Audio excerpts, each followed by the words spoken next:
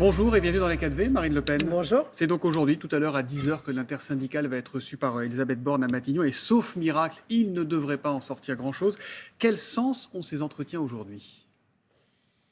Le gouvernement continue à essayer de faire croire aux Français qu'il est dans la discussion, dans le compromis, alors qu'on a bien vu pendant la réforme des retraites, et surtout avant la réforme des retraites, qu'il n'a absolument tenu aucun compte de ce qui lui était dit. En réalité, il cherchait juste quelques voix LR, mais comme j'ai eu l'occasion de le rappeler, on ne peut pas appeler compromis une discussion avec un mouvement qui a fait 4,5% à la présidentielle. Demain, du coup, rebelote, 11e journée de manifestation, de mobilisation contre la réforme des retraites. Est-ce qu'il n'y a pas un moment où il faut savoir acter ces désaccords, mais aussi accepter le jeu démocratique et passer à la suite ? Est-ce que ce moment-là n'est pas venu, Marine Le Pen ? C'est un peu facile de dire ça. Enfin, il y a un moment où il faut que les Français acceptent qu'ils vont travailler 2 ans de plus alors que c'est injuste, qu'on s'aperçoit en réalité que les bénéfices, les gains financiers qui étaient attendus de cette réforme seront très certainement dérisoires, qu'en revanche, la conséquence, ce sera la baisse massive des pensions, parce que c'est ça l'objectif du gouvernement. C'est en réalité faire baisser massivement les surcotes qu'arrivaient à obtenir un certain nombre de Français, et en revanche, multiplier les décotes de pensions qui vont donc entraîner une baisse généralisée des pensions de retraite.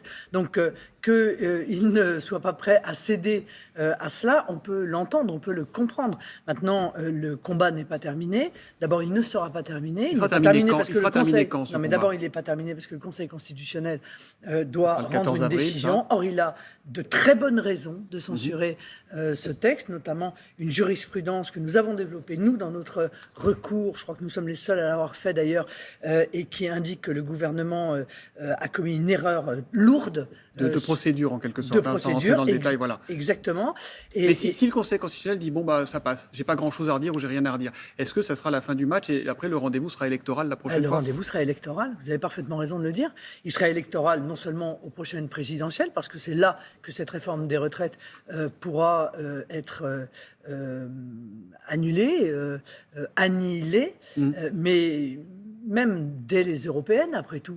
Parce que ce sera un moyen pour les Français d'exprimer la sanction à l'égard de non seulement du gouvernement, mais également des mouvements politiques qui ont soutenu cette réforme injuste des retraites. Je vous demandais s'il n'était pas temps d'accepter le jeu démocratique et de passer à autre chose, parce que ce qu'on voit pousser autour de cette contestation, c'est des épisodes de violence, alors dont les manifestants ne sont pas responsables, dont les syndicats ne sont pas responsables.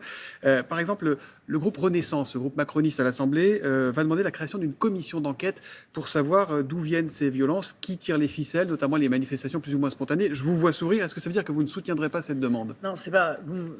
Bon, d'abord, merci de rappeler que la manifestation pacifique n'a rien à voir avec les groupes de casseurs, d'ultra-gauche, d'anarchistes que l'on connaît depuis des années et contre lesquels absolument rien n'est fait depuis des années. Donc le jeu démocratique, la manifestation pacifique fait partie en quelque sorte du jeu démocratique. La preuve, c'est que c'est un droit qui est inscrit dans notre Constitution. Le reste est une volonté de déstabiliser les institutions. Moi, je veux bien que le groupe Renaissance fasse une demande de rapport, mais ils sont au pouvoir. Ils sont au pouvoir. Voilà. Donc normalement, ils ont l'intégralité déjà des éléments permettant de savoir qu'est-ce qui se passe, quels sont ces groupuscules d'ultra-gauche, et d'ailleurs, il y en a quelques-uns que Gérald Darmanin dont il a annoncé la dissolution. Il y en a 2 récemment. Je veux dire, depuis 2007, je crois qu'il y a 45 organisations contre lesquelles ont été prononcées une dissolution.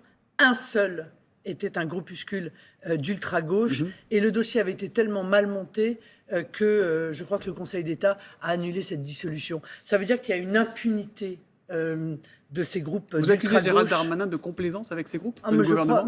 Pas seulement Gérald Darmanin, tous ceux qui l'ont précédé. Oui. En réalité, depuis Nicolas Sarkozy, ces groupes d'ultra-gauche sont utilisés pour discréditer la contestation sociale, les mouvements sociaux, le 1er mai et l'ensemble des grandes manifestations de contestation. Donc, c'est une grosse responsabilité de la part du gouvernement. Le gouvernement qui a utilisé ces groupes, c'est lourd de sens ce que vous dites ce matin.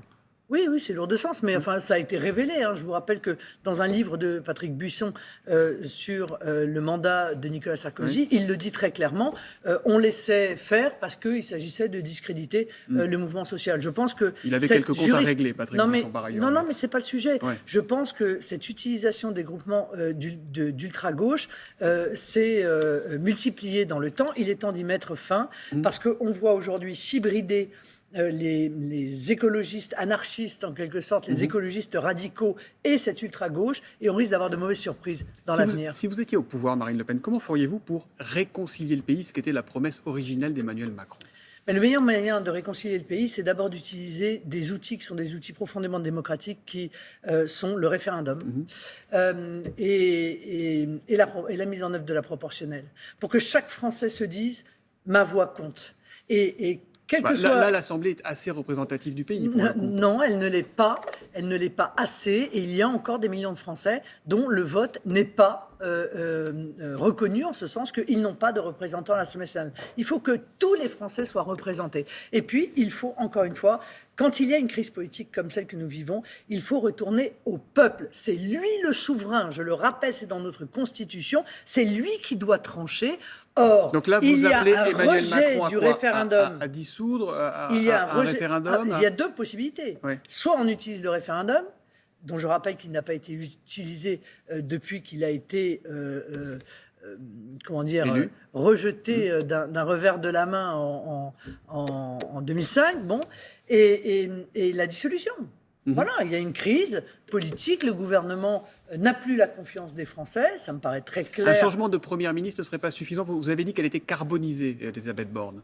Et le changement de Premier ministre, il aurait dû avoir lieu le lendemain du vote de la motion de censure. Le président. Alors on est 15 jours, 3 semaines après, ça ne changerait pas grand-chose. Est-ce que ça serait de nature à relégitimer le gouvernement ? Je crois que vous vous trompez, ça changerait quelque chose.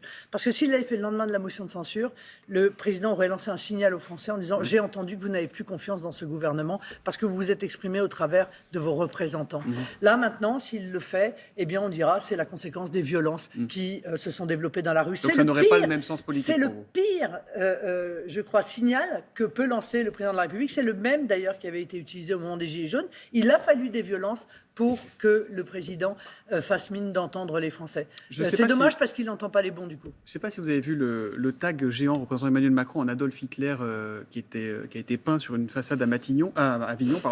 Est-ce que ça ne vous inquiète pas de voir qu'on en arrive là à des choses pareilles ? Est-ce que ça ne devient pas dangereux pour la démocratie ? Je note, ça fait 40 ans que nous sommes victimes de ce genre de caricature sans que ça n'émeuve personne. Voilà. Donc moi, je trouve ça objectivement très contestable, très critiquable, parce qu'on fait référence à une période de l'histoire qui est une période absolument dramatique. Là, c'est la fonction qu'on attaque quand même. Absolument dramatique. Et donc, mais il existe dans notre pays, c'est vrai, une tradition de caricature dont j'ai été moi-même très souvent victime, il faut le dire. Gérald Darmanin, qu'on évoquait, a détaillé avec Éric Dupond-Moretti hier les moyens supplémentaires importants qui ont été affectés à la lutte contre le trafic de drogue à Marseille. Et pourtant, la ville est prise dans une logique de vendetta, pour reprendre les termes de la procureure de la République. Allusion au règlement de compte qui ont déjà fait 14 morts là-bas depuis début janvier. Comment mettre fin à ces guerres de territoire qui envoient régulièrement des gens et des jeunes au cimetière, Marine Le Pen ?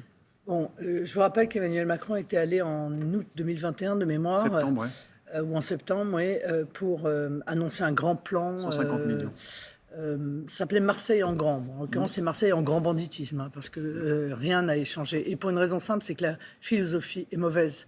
Ça fait des années qu'on pense que c'est par la politique de la ville qu'on va régler le problème du grand banditisme et de la grande criminalité. Alors c'est comment à Marseille. C'est d'abord en s'attaquant à l'immigration anarchique, parce que c'est bien souvent des gens issus de l'immigration clandestine qui tiennent en réalité. Mais ceux qui se tirent dessus ne sont pas toujours des étrangers ou des immigrés. Non, mais ce n'est pas le sujet. C'est eux qui tiennent le grand banditisme. Donc, si on n'arrête pas l'immigration massive et anarchique, eh bien, on fait venir en fait des soldats de ces réseaux ils ne sont pas de tenus drogue. par des petits clandestins dans leur coin. C'est des réseaux internationaux qui sont gérés de l'étranger. Oui, mais c'est pas un problème d'immigration clandestine en France. Oui, d'accord, mais vous imaginez bien que les petits soldats qui sont sur le terrain, ce sont très souvent des étrangers en situation irrégulière. Voilà. Donc, si on retire au général de l'armée des bandits ces petits soldats, déjà, il aura plus Vous avez des chiffres, des éléments qui permettent de l'affirmer, ça, ou pas du tout? Mais évidemment, enfin, tout le monde, mais tout le monde le sait. Enfin, je veux dire, il suffit de discuter avec des policiers à Marseille. Il n'y a évidemment que quasiment des clandestins qui sont dans ces trafics de drogue. Donc il faut régler ce problème-là. Mais encore une fois, c'est parce qu'ils utilisent de la main-d'œuvre, en quelque sorte, qui est disponible pour leur trafic.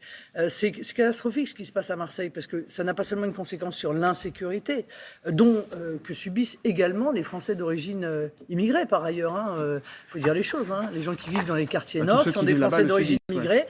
Aujourd'hui, manifestent en disant « Arrêtez, on ne peut plus avec cette criminalité et cette délinquance ». Mais ça appauvrit en plus l'ensemble de la population marseillaise, parce que, de fait, eh bien, les entrepreneurs, les cadres fuient la ville, et ça aspire la ville dans une pauvreté. Ce n'est pas le cas qu'à Marseille, c'est le cas, hélas, dans beaucoup de quartiers des villes françaises, parce qu'en matière d'insécurité, je vais vous dire une chose très claire, il vaut mieux aller voir des criminologues que des sociologues. J'ai une dernière question qui concerne davantage la cuisine interne du Rassemblement national. Il y a quelques jours, un de vos députés, Joris Sebra, a reçu un blâme pour avoir participé à l'inauguration d'une mosquée franco-turque dans sa circonscription. Et hier, on a appris qu'il allait quitter l'Assemblée pour être remplacé par sa suppléante. Est-ce que c'est une sanction, Marine Le Pen? Est-ce que c'est vous, le parti, qui lui a demandé de partir? Non, pas du tout. Absolument pas. La sanction a été prononcée par le Rassemblement national à l'égard de ce député, mais il a fait le choix personnel de redevenir maire de sa ville. Ce qu'on peut parfaitement comprendre, d'ailleurs. Et donc, il ne démissionne pas. Non, il ne démissionne pas pour pas qu'il y ait une élection et pour que sa suppléante puisse prendre la place. Non, il ne démissionne pas. Il redevient maire, ce qu'il souhaitait. Au bout d'un an de mandat, il souhaitait redevenir maire et du coup, sa suppléante le remplace. Donc, il n'y a rien à dire sur ce sujet-là. Il n'y a pas de sanction. Merci beaucoup, Marine Le Pen, d'être venue dans les 4V. Merci à vous et bonne journée. Merci à vous deux.